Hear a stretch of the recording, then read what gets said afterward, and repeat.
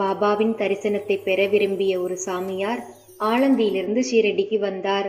தன் காதில் உள்ள கடுமையான வலியால் அவர் அல்லலுற்றார். அது அவரை தூங்க விடாமல் தடை செய்தது. இதற்காக அவர் ரண சிகிச்சை செய்யப்பட்டார்.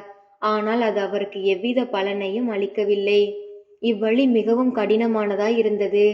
அவருக்கு என்ன செய்வதென்று தெரியவில்லை. அவர் திரும்பிச் செல்லும்போது பாபாவின் அனுமதியை பெற வந்தார். அப்போது சாமா சுவாமிகளின் காது வலிக்கு ஏதாவது செய்யுமாறு பாபாவை வேண்டினார். பாபா அதற்கு அல்லாஹ் அச்சா கரேகா என கூறி தேற்றினார். பிறகு சுவாமிகள் பூனேவுக்கு திரும்பினார். ஒரு வாரம் கழித்து ஷீரடிக்கு கடிதம் ஒன்று அனுப்பியிருந்தார். அதில் தனது காது வலி மறைந்துவிட்டது என்றும் வீக்கம் இருந்தது என்றும் அவ்வீக்கத்தை போக்குவதற்காக பம்பாய்க்கு ரண சிகிச்சை செய்து கொள்ள சென்று இருந்ததாகவும், ஆனால் டாக்டர் காதை சோதித்துவிட்டு ரண சிகிச்சை தேவையில்லை என கூறியதாகவும் குறிப்பிட்டிருந்தார்.